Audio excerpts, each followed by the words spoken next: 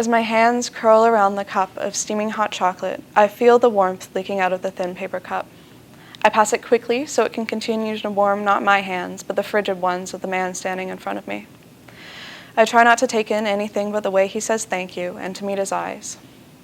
I always try to look into people's eyes, but it's hard not to glance over the worn jackets and layers of pants. I was told once it doesn't matter if you have a hole in them, as long as you have another pair without a hole in the same spot.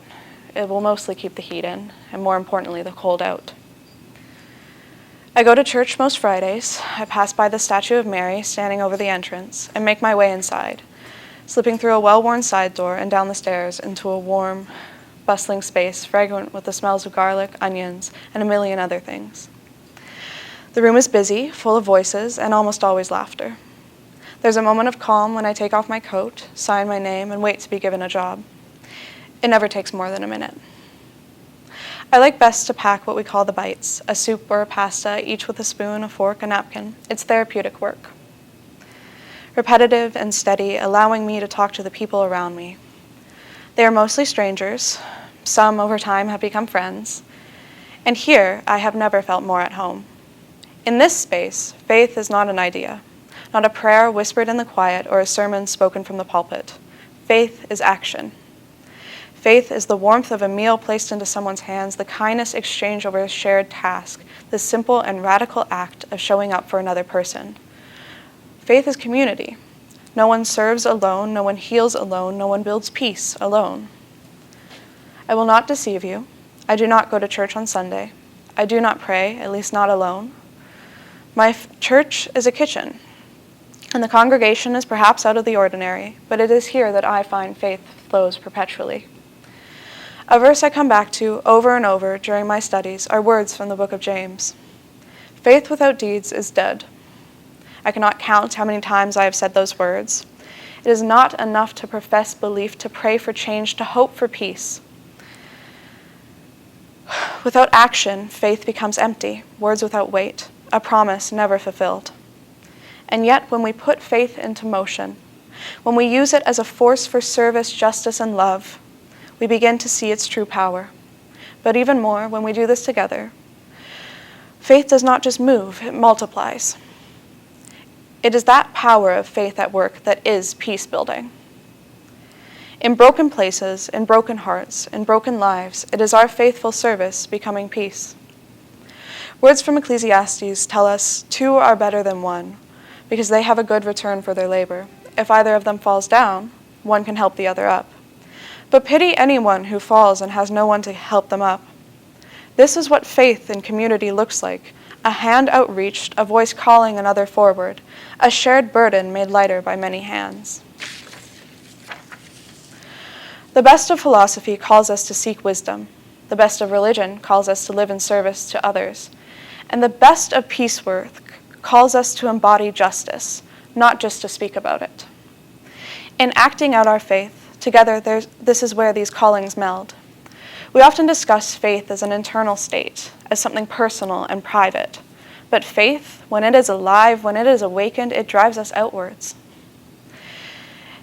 Is this not what we are called to do, to be a living church, one full of community, spirit, prayer, song, and most of all, action? When faith is active, it is no longer just belief, it is transformation. But this is also where so many churches struggle. Now more than ever, there is an alienation and weariness surrounding many churches. It can be discouraging, but nonetheless, community is needed now more than ever. It is easy to fill pews with words, pray empty promises, and build beautiful sanctuaries where faith is celebrated in theory. And yet, how often do those same doors open for those who need shelter? How often do those prayers turn into tangible action? Where faith is lived out, in soup kitchens and shelters and community organizing, in the quiet and unseen effort of people showing up for each other, it is there that the church thrives and peace grows. But when faith remains locked in words and rituals alone, it falters. In her work, The Other America, The Forgivers and the Peacemakers, Elise Boulding writes of the power of community. She writes how there is a deep longing for recreation of community. She writes of the lines that have been drawn largely by the West and the detrimental consequences of these ideas. She writes that as cities become more violent, faith communities become key actors in bringing together warring gangs and other groups that are prone to inflict violence on one another. She writes of the power of faith, not just Christian faith, but the powers of the peacemaker. Peace and progress are not found alone. They are found through the heartbeats behind millions of hands, past, present, and future. Boulding defines a peace culture as one that promotes peaceable diversity, that gives space for both social bonding and individual autonomy and uniqueness. That includes patterns of belief, values, and behavior that promote mutual caring and sharing among humans and nature. She asserts that this is done and can only be done through community, through direct action, that whenever social space can be created, that space makes it possible to see the other. Now more than ever, this is necessary. Galatians 5:13 reminds us, serve one another humbly in love. This is not a suggestion, it is a calling. I do not reject faith, I reject an idle faith. I do not reject the church, I reject a church that stays within its walls. I have seen what faith can do when it is moved by love, when it is embodied in work, and when it is driven by justice. And I have seen what happens when faith is left to wither, when it stays confined to sermons and sacraments without ever stepping into the world to meet those in need. So I ask you, where is your faith? Is it something you profess, or is it something you practice? Is it an idea, or is it an action? Because faith without deeds is dead, but faith that is lived, that is given, shared, and worked out in the world, it is alive. It feeds the hungry, it shelters the lost, it heals the wounds of division. And that action, I believe, is what will drive us, what will save us. I implore you to find your why, to hold on to it and act.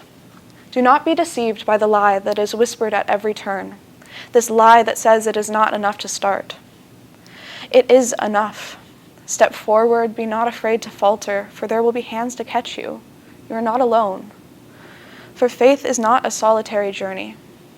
It is in its very nature a shared path. There are hands to catch you, to lift you, to walk with you. Together we are the church. Together we move faith from words into life. And that movement is peace in the making. So act now. Please act now.